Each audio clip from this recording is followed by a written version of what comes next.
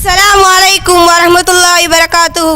எனக்கு கொடுக்கப்பட்ட தலைப்பு என்னவென்றால் தொழுகையின் முக்கியத்துவம்.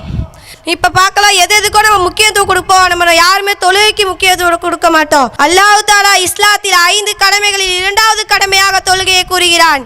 இந்த சிறிய நேரத்தில் ஒரு முஸ்லிமாக எதற்கு தொழ வேண்டும், தொழுவதனால் ஏற்படும் பயன்கள் என்ன, அதனை விடுவதனால் ஏற்படும் விளைவுகள் என்ன, குர்ஆன் மற்றும் ஹதீஸ் கூறுவதை காணலாம். அல்லாஹ் நம்மளை எதற்காக படைத்தான்?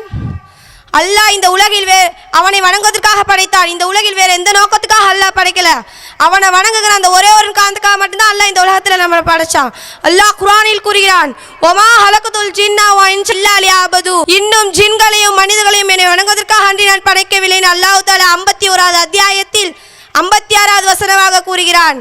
நபிகள் நாயகம் ஸல்லல்லாஹு அலைஹி வஸல்லம் அவர்கள் கூறினார்கள், மறுமை நாளில் ஒரு அடியானின் அமல்களை பற்றி விசாரிக்கப்படும் போது அல்லாஹ் தஆலா முதலில் தொழுகையை பற்றி தான் விசாரிப்பான். அது நமக்கு சுலபமாக முடிந்தால் மற்ற அனைத்து வணக்க வழிபாடுகளையும் பற்றி விசாரிக்கப்படும் போது அது நமக்கு சுலபமாகவே முடியும். அதுவே அது கஷ்டமாக முடிந்தால் மற்ற அனைத்து வணக்க வழிபாடுகளையும் அல்லாஹ் கேட்கும் போது நாம் மாட்டிக்கொள்வோம். யார் ஒரு தொழுகை அதற்குரிய நேரத்தில் சரியாக தொல்கிறார்களோ அல்லாஹ் சொல்றான், அவங்களுக்கு சொர்க்கத்திலே உயர்ந்த சொர்க்கமான ஜன்னத்தில் ஃபிர்தௌஸின சொர்க்கத்தில் நிரந்தரமா இருப்பான் அல்லாஹ் சொல்றான். யார் ஒரு தொழுகை மற்றவர்க்காக காமித்து தொழக்கூடிய அல்லாஹ் பார்க்கறான் தொழாம வேற யாரோ பார்க்கறான் தொழுறாங்களோ அந்த மாதிரி தொழுகையாளிக்கு ஏற்றுக்கொள்ளப்படாத அந்த மாதிரி தொழுகையாளிக்கு கேடுதான் அல்லாஹ் சொல்றான். அப்துல்லா இப்னு மஷூத் ரலியல்லாஹு அன்ஹு நபி ஸல்லல்லாஹு அலைஹி வஸல்லம் கேட்கறாங்க, யார் ரசூலுல்லாஹ்வே அல்லாஹ்வுக்கு விருப்பமான செயல்னு கேட்கறாங்க. அதுக்கு நபிகள் நாயகம் ஸல்லல்லாஹு அலைஹி வஸல்லம் அவர்கள் கூறினார்கள், தொழுகையை ஆரம்ப நேரத்தில் தொழுவதுதான் அல்லாஹ்வுக்கு விருப்பமான செயல் என்று நபிகள் நாயகம் ஸல்லல்லாஹு அலைஹி வஸல்லம் அவர்கள் கூறினார்கள். தொழுகையின் பலன்கள். நபி ஸல்லல்லாஹு அலைஹி வஸல்லம் ஒரு சபையில் உட்கார்ந்துருக்காங்க, சுத்தி சஹாபாக்கள் உட்கார்ந்துருக்காங்க. நபிகள் நாயகம் ஸல்லல்லாஹு அலைஹி வஸல்லம் அவங்க சஹாபாக்கள்கிட்ட கேட்கறாங்க, யா சஹாபாக்களே, உங்க வீட்டுக்கு முன்னாடி ஒரு ஆறு ஓடு, அதில் நீங்க 5 வேளை குளிச்சிங்கன்னா உங்க உடம்பு சுத்தமா இருக்குமா இருக்காதுன்னு கேட்கறாங்க. அதுக்கு சஹாபாக்கள் சொல்றாங்க, யார் ரசூலுல்லாஹ்வே எங்க உடம்புல ஒரு அழுக்கு கடை கூட இருக்காது, அவ்வளோ சுத்தமா இருக்குன்னு சொல்றாங்க. அதுக்கு நபிகள் நாயகம் ஸல்லல்லாஹு அலைஹி வஸல்லம் அவர் கூறினார்கள், இதே போலதான் நீங்க 5 வேளை தொழுதீங்கன்னா உங்க மனசுல எந்த பாவக்கரை இருக்காதுன்னு நபிகள் நாயகம் ஸல்லல்லாஹு அலைஹி வஸல்லம் அவர்கள் கூறினார்கள்.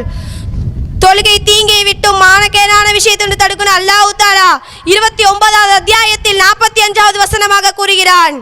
தொழுகை விடுவது என்பது சாதாரணமான குற்றம் இல்லை, இறை மறுப்பு செயல் நபிகள் நாயகம் ஸல்லல்லாஹு அலைஹி வஸல்லம் அவர்கள் கூறினார்கள். ஒரு முக்மினுக்கு ஒரு காஃபிருக்குள்ள வித்தியாசமே தொழுகதான், அதை விடுறவனு காஃபிர் தான் நபிகள் நாயகம் ஸல்லல்லாஹு அலைஹி வஸல்லம் கூறினார்கள். இந்த நபி மொழியை நம்பான்மையின் ஒப்பிட்டு பாருங்கள், நாம் முஸ்லீமாக வாழ்கிறோமா அல்லது இறை நிராகரிப்பராக வாழ்கிறோம் என்று சிந்தித்து பாருங்கள்.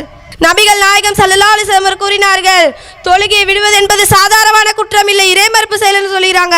ஒரு மனிதனுக்கு இணை வைப்பு மற்றும் இறை மறுப்பு பலமாக இருப்பது தொழுகையை கைவிடுவதுதான். நபிகள் நாயகம் ஸல்லல்லாஹு அலைஹி வஸல்லம் அவர்கள் ஒருவரிடத்தில் போர் செய்கிறார்கள் என்றால் அவன் சாதாரணமான குற்றம் செய்திருக்க முடியாது, தொழாதவனிடம் போர் செய்ய வேண்டும் என்று நபிகள் நாயகம் ஸல்லல்லாஹு அலைஹி வஸல்லம் அவர்கள் கூறினார்கள். தொழுகையை விடுவது என்பது எவ்வளவு பெரிய குற்றம் என்பதை நாம் விளங்கிக் கொள்ள வேண்டும். வான அக்கீமுஸ் ஸலாத்த வத்தகு வல்லதி லா துகுஸருன்.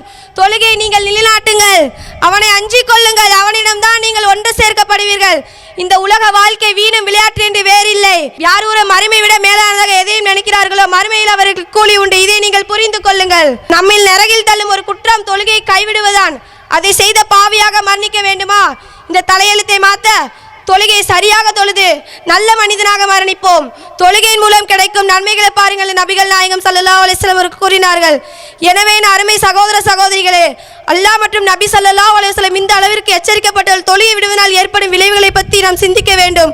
இத்துடன் உரையை முடித்துக் கொள்கிறேன். வாய்தக்வான அல்ஹம்துலில்லாஹி ரப்பில் ஆலமீன். அஸ்ஸலாமு அலைக்கும் வரஹ்மத்துல்லாஹி வபரகாத்துஹு.